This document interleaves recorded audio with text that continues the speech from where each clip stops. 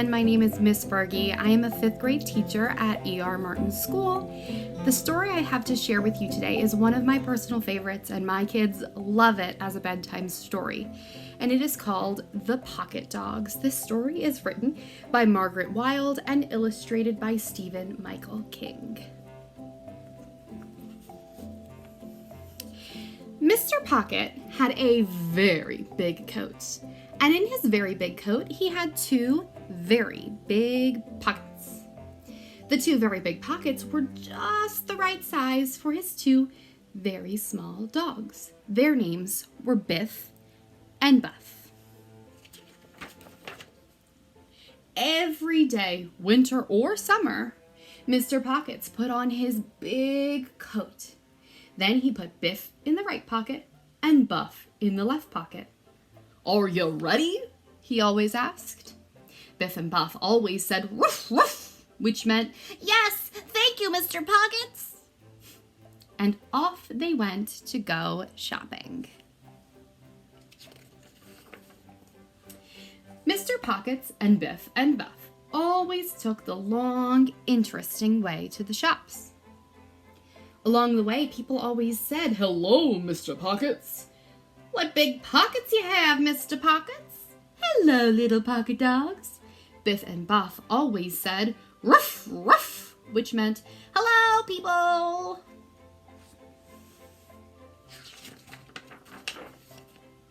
Then one day, Biff stuck his foot through a small hole in Mr. Pocket's right pocket. And in no time at all, the hole grew bigger and bigger and bigger. Biff tried to tell Mr. Pockets about the hole in his pocket. "Ruff, ruff," he said. Mr. Pockets didn't understand, but Buff did. One day, "You'll fall out of your pocket," Buff said. "Onto the ground. You might get lost." "Ruff," said Biff. That night, Biff had a bad dream. He dreamed he fell out of the pocket. He dreamed that he looked and looked for Mr. Pockets and Buff, but he couldn't find them anywhere. Biff woke up, feeling scared and alone. The next morning, Biff didn't want to ride in Mr. Pocket's pocket. He hid under the bed, and in the socks drawer, and in Mr. Pocket's hat, but Mr. Pocket always found him. "What's the matter with you today, Biff?" asked Mr. Pockets. Biff tried to tell him. Buff tried to tell him. "Ruff, ruff," they warned, but Mr. Pockets didn't know what they were saying. Mr. Pockets put Biff in his right pocket and Buff in his left pocket. "Are you ready?" he asked. Buff said, "Ruff, ruff," but Biff couldn't say anything. And off they went to go shopping.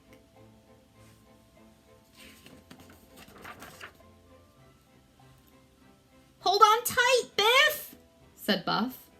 Biff opened his mouth to say, "I'm trying," and out of Mr. Pocket's pocket he fell onto the ground. When Biff looked up, he saw legs. Lots and lots of legs. But he couldn't see Mr. Pocket's legs. "Ruff," said Biff. A lady with a shopping basket stopped. She said, "Hello, little dog. Are you lost? I'll try to find your home." The lady put Biff in her basket, and off they went. But Biff didn't like being a shopping basket dog. He was a pocket dog, Mr. Pocket's pocket dog. So Biff jumped out of the basket and ran away. A small girl who was pushing a doll carriage said, "Look, Mom, there's a little lost dog." "Well, let's put him in your carriage," said her mother. "We'll try to find his home." So they put Biff in the carriage and off they went. But Biff didn't like being a doll carriage dog. he was a pocket dog. Mr. Pocket's pocket dog. So Biff jumped out of the carriage and ran away. "Hello, hello," said a man with a shopping cart. "I nearly stepped on you. Come with me and I'll try to find your home." The man put Biff in his shopping cart and off they went. But Biff didn't like being a shopping cart dog. He was a pocket dog. Mr. Pocket's pocket dog. So Biff jumped out of the cart and ran away. "Ruff!" said Biff.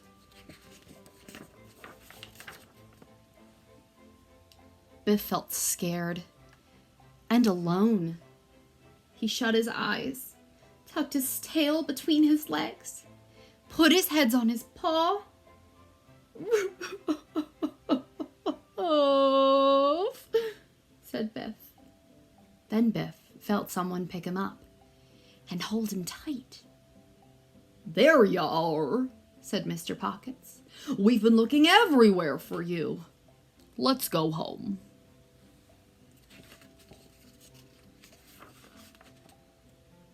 Mr. Pockets tucked Biff into his big coat and took him home. Biff and Buff watched as Mr. Pockets got out a needle and thread and sew up the very big hole in the right pocket. "You were lost, weren't you?"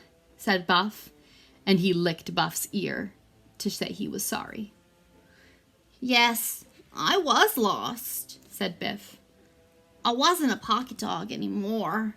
For a while, I was a shopping basket dog, then a dog carriage dog, then a shopping cart dog. But then we found you," said Buff. "That's right," said Biff. "Now I'm a pocket dog again. Mr. Pocket's pocket dog."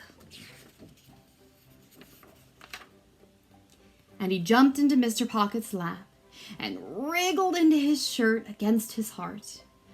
"Ruff, ruff," said Biff and Buff, which meant, "We love you, Mr. Pockets."